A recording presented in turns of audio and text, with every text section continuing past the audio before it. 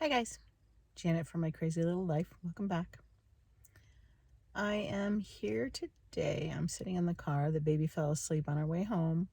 And so I'm like, you know what? What a better day to tell a story than today. Because if I wake her up right now, it just won't be nice. So it's better for me just to leave her sleep for a little bit. I'm going to talk to you guys. I'm just sitting here in my car because, waking her up's not a good idea. So anyway, I just want to tell you a couple of my dating stories. I had dating stories and a few other things. So there was a guy. They say the best relationships are the kind where you fall in love with your best friend. So that happened, but not on purpose. It just happened. I had this friend who was truly like a best friend. We did things together. We went places together. We had a lot of fun together.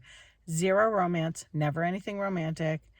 And he had gone through kind of an ugly divorce. That woman was the love of his life without a doubt.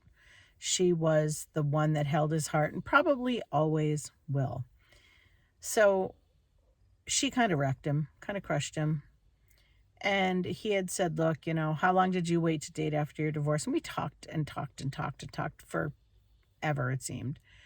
And I had told him that, I waited quite a while because I wanted to make sure I had my feet underneath me, made sure my bills were paid and I had a place to live and I had a good vehicle and I could take care of myself. And, there's a difference between need and want. So we talked about all those things. And he had said, yeah, I'm just not ready to date. And I'm like, well, that's cool. And so we hung out for a year, but probably 3 or 4 years we hung out. And finally, I got up the nerve to say to him, look, I know you're not ready now, but when you are, I hope you choose me. And it took me forever to get up the nerve to even say that to him because I was afraid of losing the friendship we had. I was willing to put my feelings aside to keep the friendship that I had. And obviously that wouldn't have gone on forever. It can't. Someone's going to fall in love with someone and if it's not each other, one of you is going to be heartbroken. So in this case, it was me. So I was on vacation last month and it was a great vacation. I had a wonderful time. And I had been talking to him and he said, hey, there's a spot open the last weekend of your vacation. I'm going to come up. And I'm like, cool, that's great. And we talked about doing surf and turf Saturday night. And he makes incredible breakfast sandwiches. And we would make breakfast sandwiches on Sunday and yada, yada, yada. And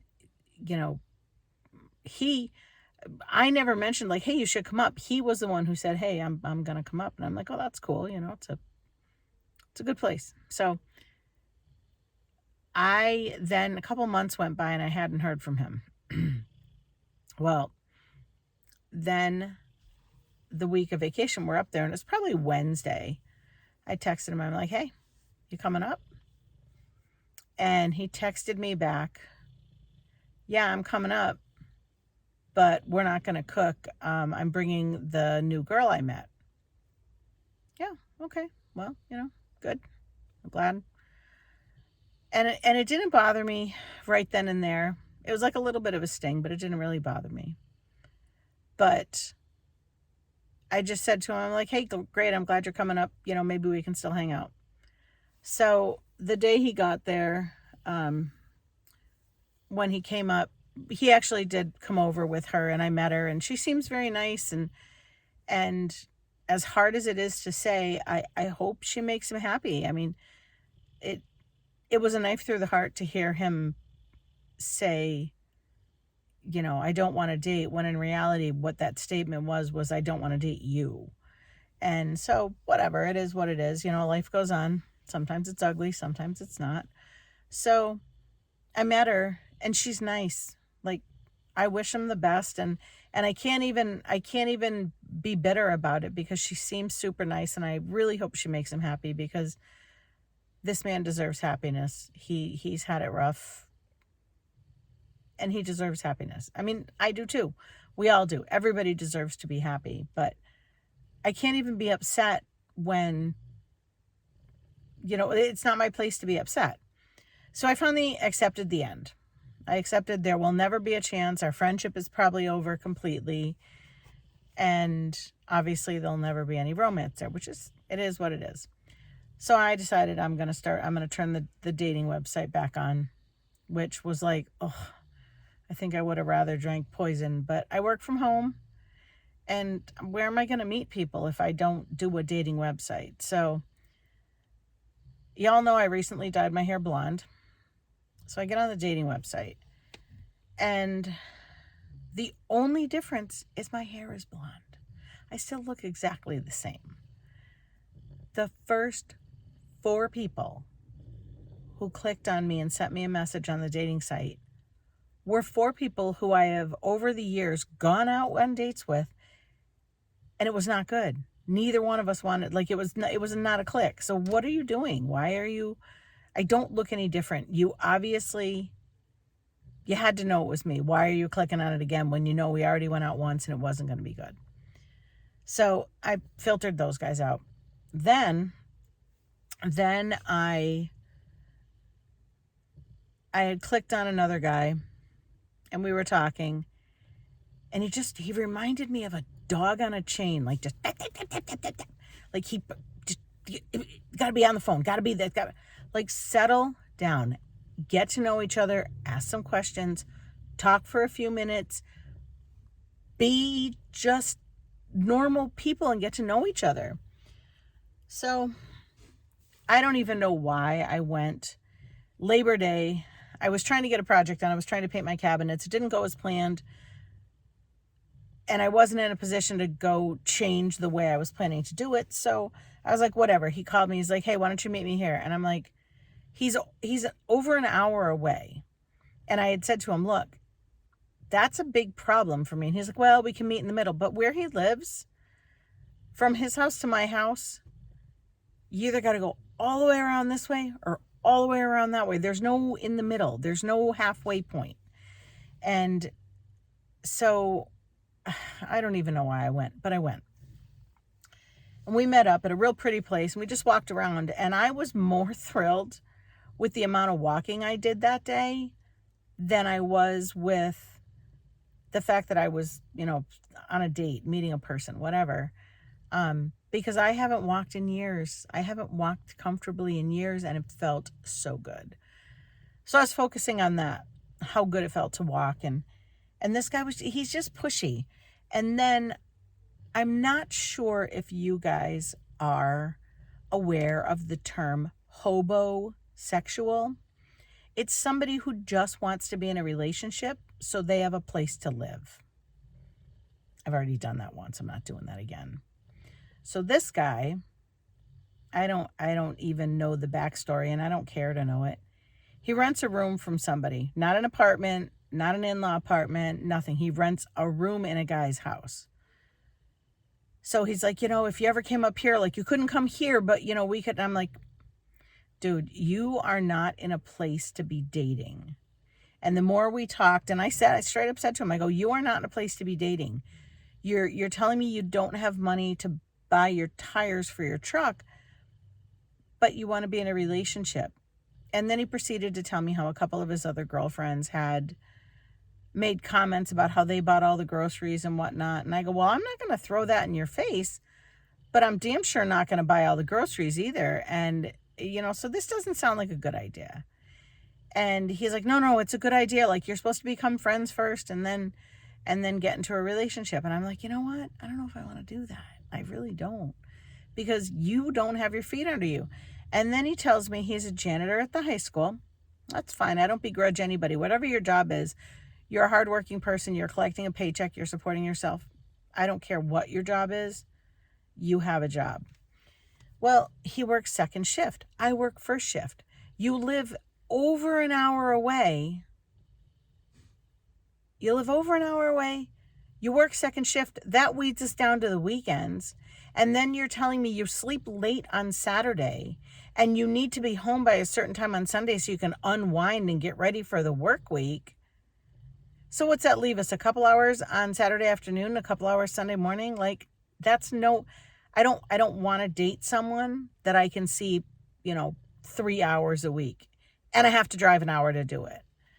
And he keeps making comments about, oh, well, eventually you're going to let me stay over, right? And I'm in my brain, I'm thinking, there ain't a chance in hell I'm letting you sleep over ever, because I'm afraid once you're in, you're never going to leave. And I'm not having that. I'm not having that. I went through hell and I worked my ass off to buy a house and get myself straight. And I'm good. My house is not everybody's cup of tea. It's a house built in 1932. It's a wicked, wicked cool house. I love it. Not everybody does. A lot of people want modern and everything. I don't want modern. I love my house. If you walk in and see it, yeah, there's a few places where I should probably paint. There's some projects coming up, but overall, my house looks nice. I mean, currently my dining room is full of 400 canvas tote bags and a bunch of stuff for the fair. So I've got a lot of projects going on, but that will be cleaned up in the next month or so because the projects will be done.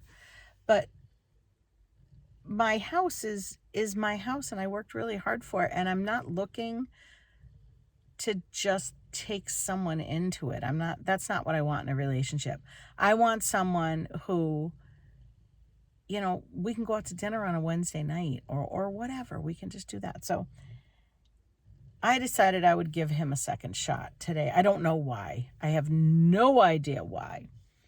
And so we just went up there.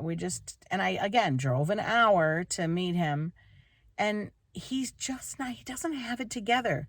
And he won't take no for an answer. And he has no clue when I say to him, listen to all the words, buddy. Listen to all the words.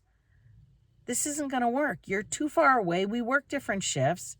I don't want to be around someone that I can only see, sporadically. And the weekends are when I get stuff done. So I don't want someone that I have to spend all weekend with every weekend unless you want to help me with projects around my house. Maybe one day is you and one day is me. That's how it goes. But so he doesn't seem to get it. So I think I'm just going to have to send him a text and be like, hey, I'm going to type real slow so you'll understand this. But it's not going to work. You're too far away. You work opposite shifts. It's not going to work. So then there was a second guy that I was talking to. Now I have a type. And it's funny because in my dating profile, I'm 5 feet tall. In my dating profile, it says I like men that are over 6 feet tall. It's just a preference. Some men like blondes. Some men like brunettes. Everybody's got a type. My type is tall. I like them big and tall. I just do. That's what I like. So funny enough, the guys seemed to read that this time, which I thought was interesting because I'm like, oh, look at you reading all the words. So the first guy had said, oh, I hope I'm tall enough for you. And I'm like, 5'10", you're fine.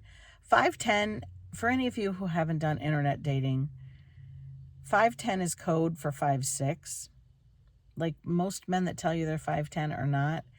And if someone tells you that they're 6'1", they're probably 6'4", because they tend to, if they're over 6 feet tall, they tend to play it down. But if they're under 6 feet tall, they lie.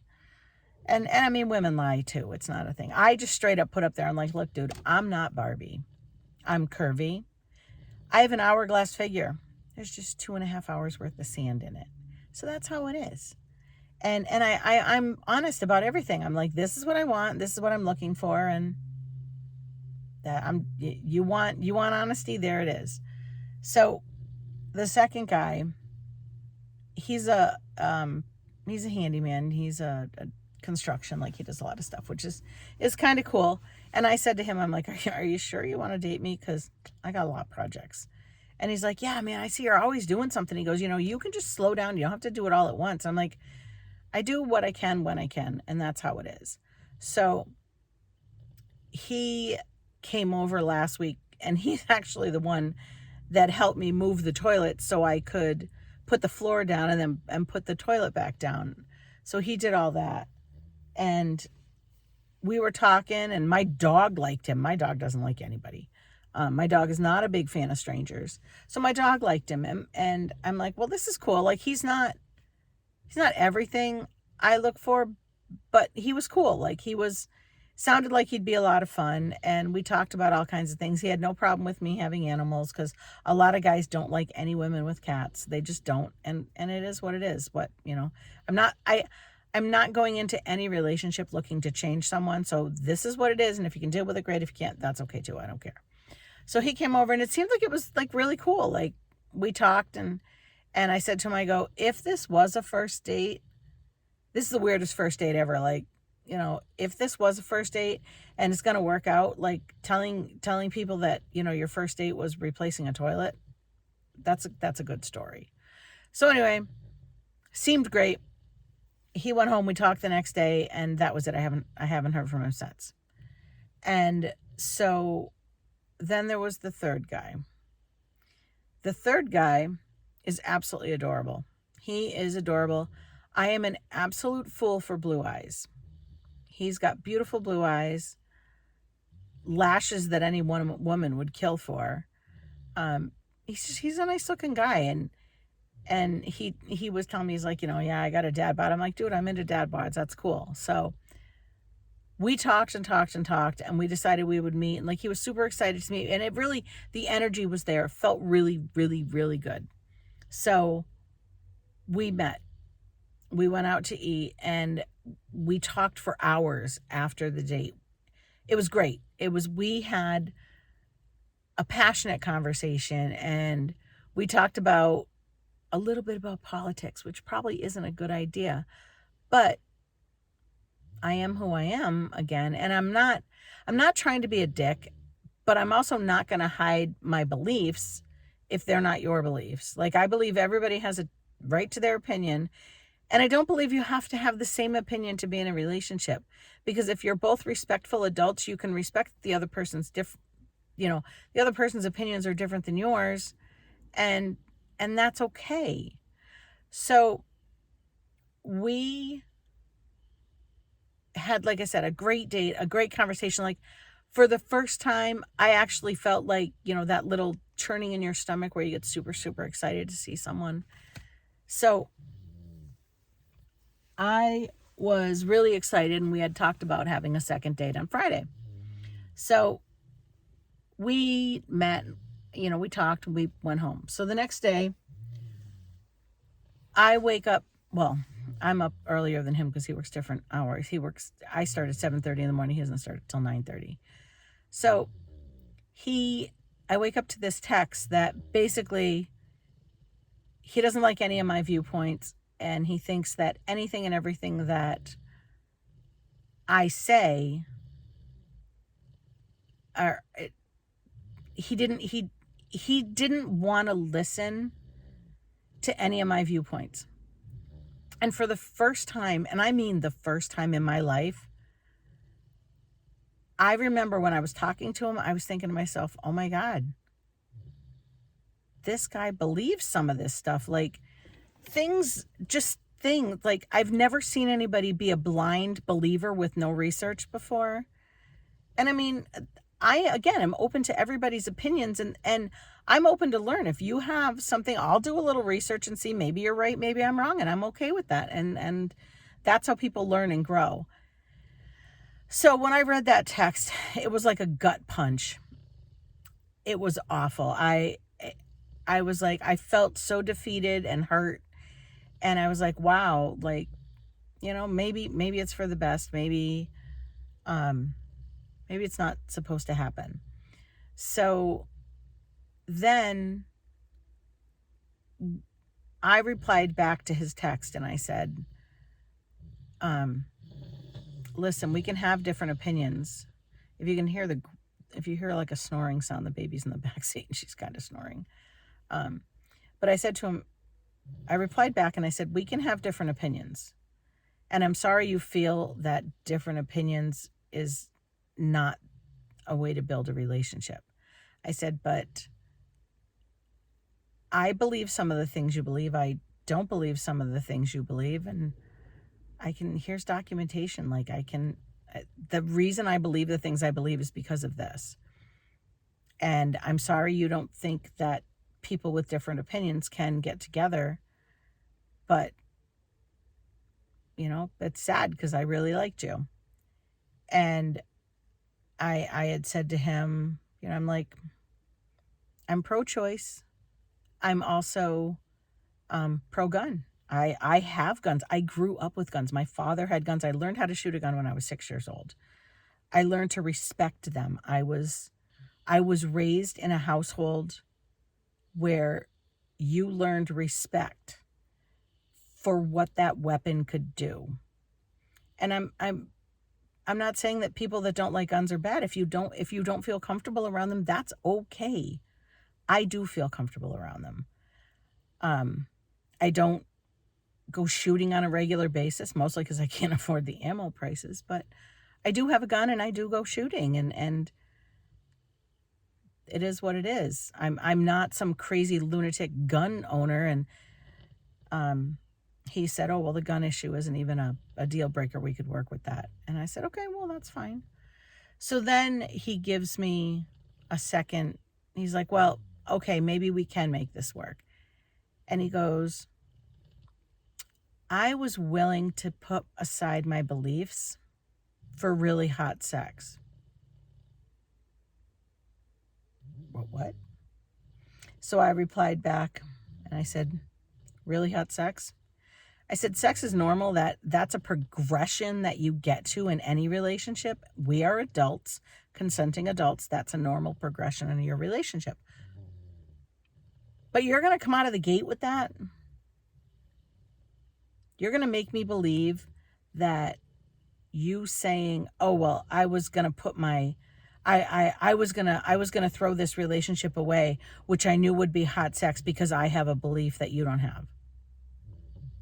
What? Okay, well, I'm not willing to build a relationship on that. I said, sex is normal. It's a regular progression of a relationship, and you're going to get there, but you're not going to come at me with out of the gate. And if all you want is sex, like, no thanks. I don't want that. And again, I was really hurt because I'm like, this was the kind of guy that for the first time in years, I had that little spark and I was super excited to maybe have a second date with this guy. So that's probably not going anywhere. I don't want that.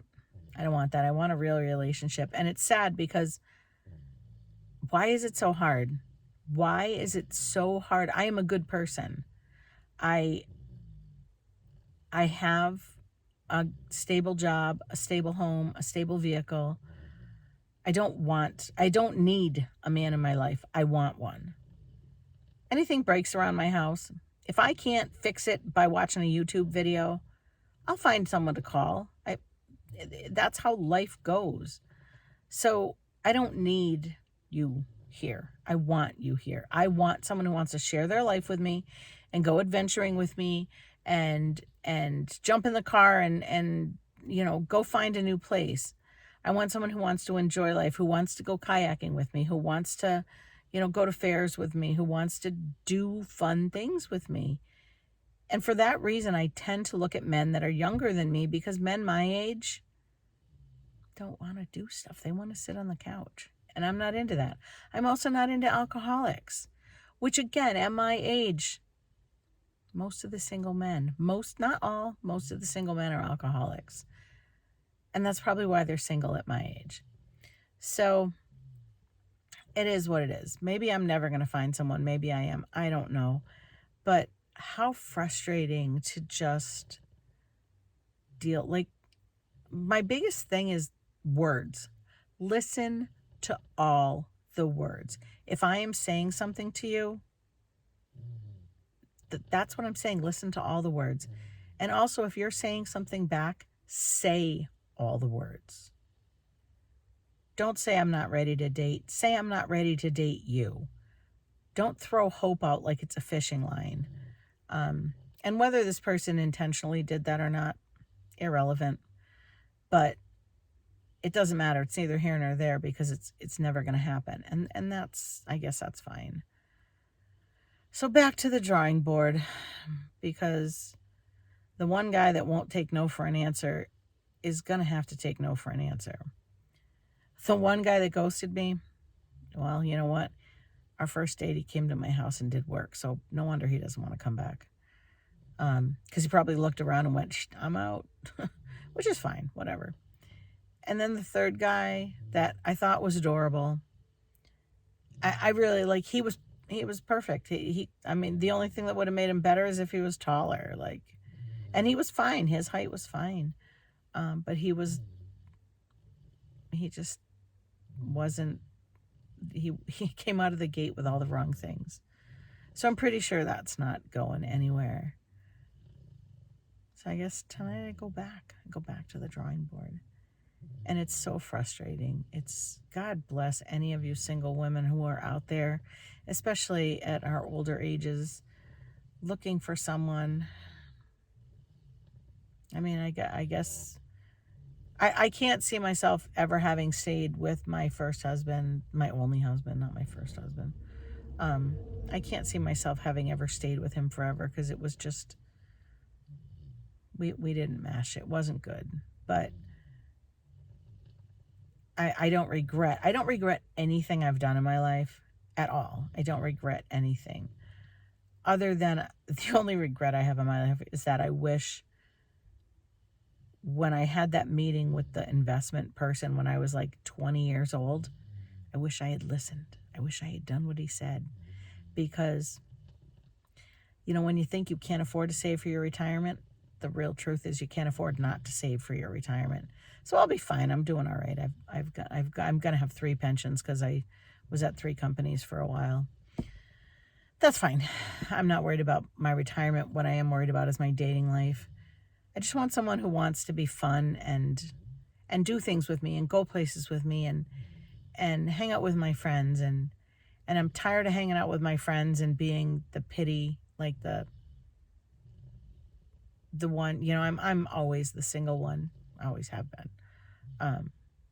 But that, do we invite her kind of thing? And I really don't have a lot of friends that I hang out with, and I don't have a lot of friends that I do things with.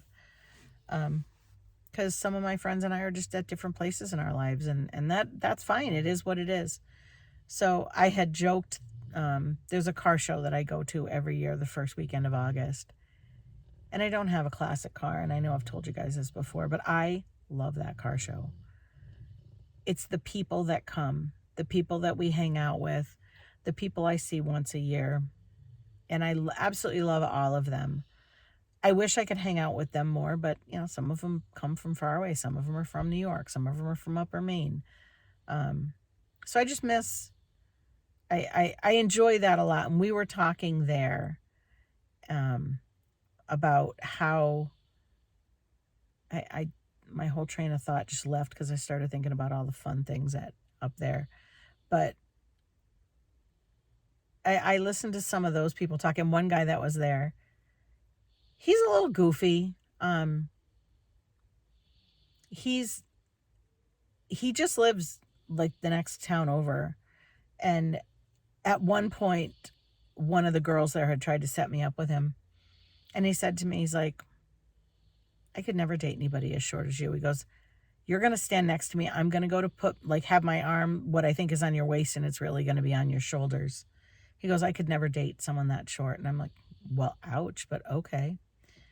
And so there was another guy that was there, and he didn't realize that he had met me on a dating site, which is funny, because that just shows how shallow some of the people on these dating sites are. Because this one guy, he's a big dude.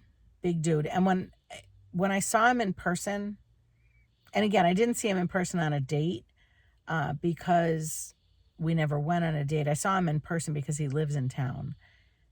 And he was a big dude. And you can be a big dude and not be jiggly. He's a big jiggly dude. And he actually told me in the message, and first of all, his pictures, like his face, I could recognize his face, but the pictures he had were either edited or old. Because he didn't look like that. And I don't begrudge anybody their body style. It is what it is. I go up and down all the time. But he actually told me in a message that I was bigger than the women he liked.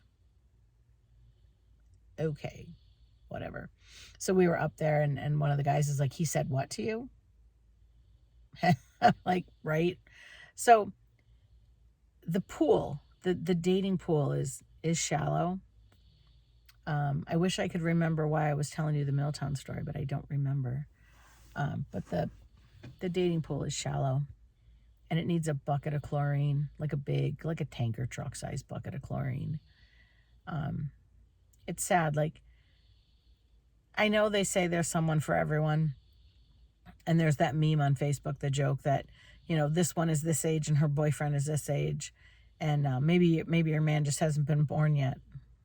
Maybe that's the truth, but um, I don't know. I don't know where.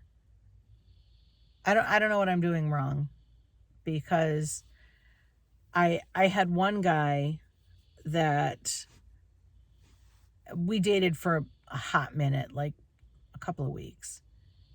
And the girlfriend he had dated before for a couple of years, she was a hot mess who like stole his money and almost put his house into foreclosure. And yet I wasn't good enough to date. Like, he was definitely the kind that needed a needy person. And I have had men say that the fact that I can stand on my own 2 feet is intimidating. And I have had men say that they don't want to raise another child. So me having the foster baby is a problem for them. And I'm like, well, thanks for your opinion. Thanks for your honesty. But that's not going to change. So there's a lot to sort through. But God, I hope any of the rest of you that are going through these things, yeah, I don't know, maybe you can offer me some advice, something. I just don't know. I'm not sure what else I can offer. There's got to be a missing piece of the puzzle, because I'm really, really, really tired of men going, "Oh my God, you're so beautiful. You're so wonderful." And then never having a second date. Like, is it, what is it that when you see me, there's a picture of me on the dating website of my full figure, because I don't like going in blind. I want men to know this is what I look like. And, if you're not into that, that's fine. But I want you to know, I'm not grotesque. I'm not hideously huge. I'm overweight. Like I said, I have an hourglass figure with 2.5 hours worth of sand in it. So I guess I keep looking. I'll go back in and see what I can do. There was a guy I met in 2020, ironically. I met him on a dating site. And when I saw him, I'm like, he's everything I ever wanted. And we talked, and you know how when you hear someone's voice and you're like, oh my God, that is the sexiest voice I've ever heard. Well, that was this guy. And he was great. We went on a date, and we met at a local brewery, and he seemed wonderful. And I told him that day, I said, "You're my unicorn, aren't you?" And he's like, "What do you mean by that?" I'm like, "You're perfect in every way." I said, "So something's gonna, like, you're gonna skitter off into the forest and I'll never see you again." And so he and I, we went out on a date, but we talked. We went on one date, and then we went on another one like a week or two later. And but he would text me every day. We would talk all day, every day.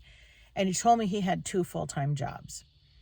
And he had young twins. And there was a couple of things that, we would have needed to work with, but nothing that was a barrier by any means.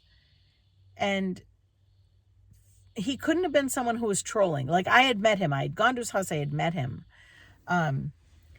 He was a sweetheart, a genuine sweetheart. So I either have to believe that the story he said with him working 2 full-time jobs was true, or he put an awful lot of effort into talking to me to just lead me on, which doesn't seem, it doesn't seem like something someone would do. Like, we talked all day, every single day, even weekends, for a year. And then finally at the end of that year, I'm like, "Obviously you don't have time for me." And he's like, "Yeah, I don't." And I'm like, "Well, that breaks my heart, but it is what it is." So we've talked, like, when my brother passed away, I called him and he's like, "Come over. I'm here. I will always be a shoulder for you to cry on." And So that sucks too, because you're like, well, everything about this is perfect except for the fact that he doesn't have any time for me. So nothing's perfect. And so I don't know. I just wanted to tell you guys some of those, but most of which all happened in the last month or so. So I guess I'll take you along on this ride. I'm gonna go wake the princess up now. We're gonna go in the house, and that may or may not be a good thing. So wish me luck to get through the rest of tonight. But I'll take you along with me. I'm gonna go back on tonight and look at some people, and I just get a pit in my stomach every time I have to do this, because how many times can you know, climb up a ladder only to have the rung break when you get to the top and you fall all the way back down to the bottom? Like, how many times do you want to do that? But I don't want to be alone. I hate being alone. And you don't say, oh, you have to love yourself. And yeah, I do. I love myself. I can entertain myself. Again, I don't need, I want. And that is a huge difference in any relationship. You have to want that person to be there. I mean, if you've got skills, or if you've got, a different set of wonderfulness that you bring to the table, then that's great. But I'm not looking for someone for what they can do for me. I'm looking for someone that wants to spend time with me, and that clicks with me, and that believes in the same things I do, and just gets along and wants to have a good life. Like, I don't know what's so hard about that. And maybe I'm too fussy. Maybe I'm too choosy, because there have been men that really wanted to date me, and I just had zero feelings for them. So it's not always just me. It's sometimes the other one that gets hurt. But I don't know. I always tell my friends, I don't know what I'm doing wrong. I have one friend who, he tells me all the time, you're not doing anything wrong. You would make a wonderful catch. You're a great person. And I'm like, it's not working. Being a great person is not working. And doing all the things I do is not working. So I don't know what the problem is. I don't know what issues I need to fix. And quite honestly, I would love to talk to my exes. One, since I've been divorced, and I got divorced in 2007, so it's been plenty of years. I've only dated 3 people in those, 14 years, 15 years, whatever. One guy I dated for like a year and a half, but we knew each other. We knew each other for years. And he sent me a text one day. I accidentally slept with someone, so I think we need to stop seeing each other for a while. Accidentally? That's not a thing. That is not a thing. You didn't accidentally give her your address. She didn't accidentally just stop over your house that day. And you didn't accidentally have sex with her. None of that was an accident. All of that was on purpose. And so here's the thing. Yeah, that's a deal breaker. So you don't get to say, hey, I want to stop seeing you for a while so I can see this chick, and then I want you back. No, not for a while. We're just not going to see each other again. But we're still friends, again, because I've known him since I was in high school. And I can't even get him to tell me what it was. One of his friends said to me, oh, well, he thought you wanted to get married and he didn't. And I'm like, never once. The subject of marriage never, ever came up. And matter of fact, I thought I'd been pretty clear to anyone and everyone that I've ever met that marriage is not my end game. I want someone who wants to be happy and everything with me. And if it ends in marriage, cool. If it doesn't, also cool. But I never ever told anyone that marriage was where I want to end. And when men ask me, oh, do you want to get married? I tell them that. I'm like, it's not my end game, but if it happens and it's right, then yes. But that's not my goal.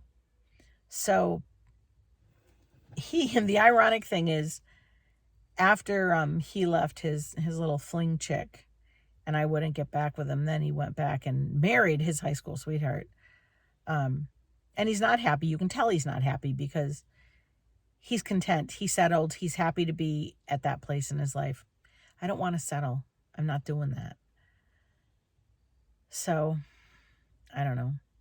A friend of mine and I joke. We're like, we're just going to set like a time limit where we're just going to give up. And if we're both still single, we're just going to go with each other because he and we have a lot of fun together. There's definitely some drawbacks to him, and I'm sure there's some drawbacks to me. But we joke and we're like, he said 60, or I think I said 60. And he's like, 60? It's kind of far away. I'm like, it's 4 years away, buddy. And so we always just joke that, we're gonna have that pact that at one point we're just gonna decide we're gonna be with each other. And I mean, that wouldn't be the worst thing in the world, but I think it's hilarious because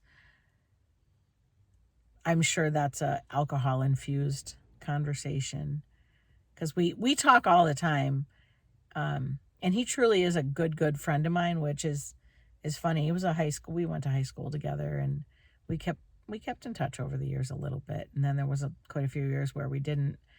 And then, Facebook, the magic bring everybody back together thing. We talked and we actually, we hang out with each other and whatnot. So it's fun. But that's I'm sure it's just a joke between us. But I don't know if you guys have any advice, any dating sites you would recommend. Because I got to tell you, I feel like I've tried them all. And one of my friends said she does Tinder and Bumble. And I'm like, aren't those hookup sites? Like, I don't want to hook up. I do not want to hook up. And I've made that clear to everybody. So anyway, there's my story for today. So I hope you guys like it. It's a little different than any other video I've done. But I hope you guys like it. I'm going to rewatch it. And hopefully that won't be too crazy. And I'll post it. So give me some advice, guys. What am I doing wrong? Like, what have you done that's worked for you? Any of you that were single and found the one, what did you do? What was it that brought you the guy that made you not want to settle and just find your guy? Like, give me some advice. Give me some dating sites. I don't know what it is, but I'm going to go wake the little princess in the back, which may or may not turn her into a dragon. We'll see. But she's really only going to be awake long enough to eat something and then go to bed because she's tired. We did a lot today. So thanks, guys. I appreciate you guys always. I appreciate the comments. I appreciate you giving me the input you do. And so see what you can do to help me out on this one, because I just went on and on for 45 minutes about 3 weeks worth of my dating life. Because, God, I got to tell you, I've got a lot more stories than this. But, all right, guys. Thank you. And we'll be back chatting real soon. Bye.